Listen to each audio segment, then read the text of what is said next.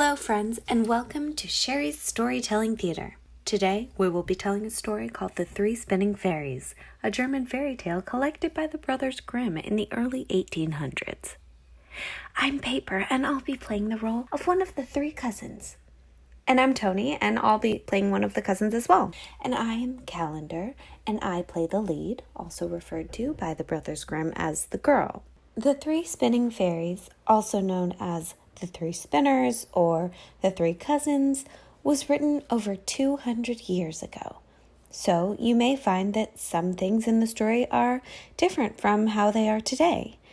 After the show, we will be touching upon some of these tough topics that you and your family may want to discuss further. First, I'll share some vocabulary. Friends at home, you may have heard the word spinning. In this story, spinning means taking a bunch of wool, cotton, or flax and turning it into thread or yarn by spinning it on a wheel. Now, let's take a deep breath and travel together into a shared storytelling experience.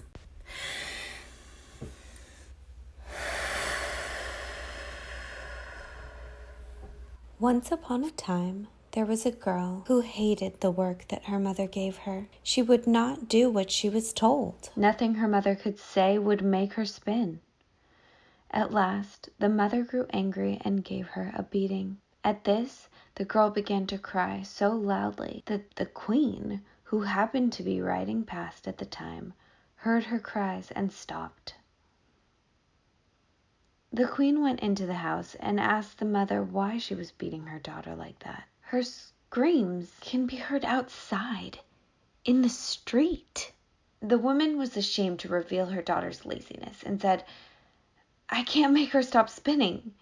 She wants to spin on and on forever, and I'm poor and I can't get the flax." Then the queen answered, "There's nothing I like better to hear than spinning. I'm never happier than when the wheels are humming.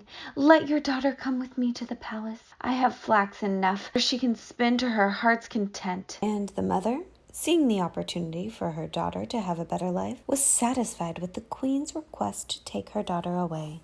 Arriving at the palace, she took her upstairs to 3 rooms, which were filled from bottom to top with the finest flax. "Now spin this flax for me," she said, "and when you're finished, you shall have my oldest son for a husband. I don't mind if you're poor. Your untiring industry will do for a dowry." The girl was frightened inside, for she would not be able to spin the flax, not even if she lived until she was 300 years old, sitting at it every day from morning until evening. When she was alone, she began to cry and just sat there for 3 days without moving a hand. On the 3rd day, the queen came, and when she saw that nothing had been spun yet, she was surprised. The girl excused herself by saying that because of her sorrow at being away from her mother's house, she had not yet been able to begin. This satisfied the queen, but as she left, she said, "Tomorrow you must begin my work." When the girl was alone again, she didn't know what to do. In her distress, she went to the window. There, she saw 3 women coming toward her. The first one had a broad, flat foot. The second one, such a large lower lip that it hung down over her chin, and the third one had a broad thumb. They stopped outside the window, looked up, and asked the girl what was wrong with her. She bemoaned her troubles to them, upon which they offered her their help, saying, "If you'll invite us to your wedding, not be ashamed of us, call us your cousins, and let us be seated at your table, we'll spin all the flax for you, and in a very short time at that." "With all my heart," she answered. "Come right in and begin work at once." Then she let the 3 strange women in and cleared out a space in the first room where they could sit down and begin their spinning. The one pulled out the thread and pedaled the wheel. The second one moistened the thread. The third twisted it, then struck the table with her finger. Each time she struck, a skein of the most finely spun thread fell onto the floor. The girl kept the 3 spinners hidden from the queen. Whenever she came, the girl showed her the thread that had been spun. The queen couldn't praise her enough. Soon, the 3 spinners had spun all 3 rooms of flax into thread. The 3 women now took leave and said to the girl, "Do not forget what you've promised us. It'll bring you good luck." When the girl showed the queen the large amount of flax that had been spun, The queen immediately called upon her son, the bridegroom-to-be, to take a look. The bridegroom was happy that he was getting such a clever and industrious wife, and he praised her vigorously. At that, the queen immediately began preparations for the wedding. "I have 3 cousins," said the girl to the queen and the prince. "Because they have been very kind to me, I do not want to forget them in my good fortune. Might you find it in your hearts to allow me to invite them to the wedding and let them be seated next to us at the table?" The queen and the bridegroom happily urged the girl to invite her cousins. When the wedding feast began, in walked the 3 women, attired in the most wonderful dresses. The bride greeted them and said, "Welcome, dear cousins."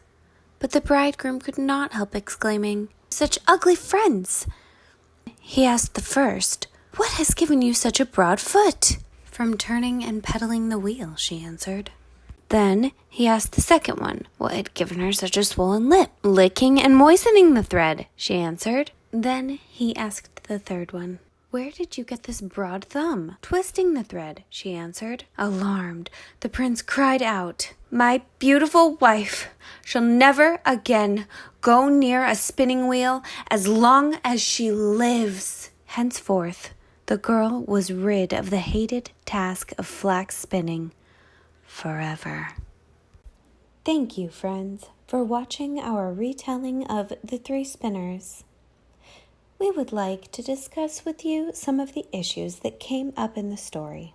As we mentioned at the beginning, this story was written a long time ago, and we want to make sure that you can talk to your families about some of the topics. Number 1, what is the moral of the story? This one is tough and takes some critical thinking from all of you friends at home. Is it to marry rich and you won't have to work? No, Paper. That's not the moral. We cannot know for sure the intentions of the Grimm's brothers, but I think that it's about living up to your word. Oh, I see. Because the girl made a promise to the 3 spinners that she would invite them to the wedding and have them at her table. And when she kept that promise, not only did she ensure trust and love from her friends and family, but also it made securing the life that she wanted much easier. Yes, and what else?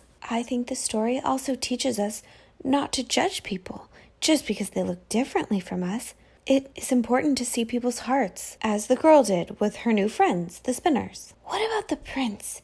He was quite forward with his questions about how the spinners looked. Do you think there is another way to ask the spinners? A way that would be kinder? That is something that you can talk about with an adult whom you trust. Number 2, why was the girl's mom so mean to her? She was hitting her. Discipline was very different 200 years ago when the story was written. Today, we know that hitting is not the answer. We also know that a queen will not always be outside to take children away from their families when things get tough. Thank you, friends, for spending time with us today. Stay tuned for more stories from Sherry's Storytelling Theater.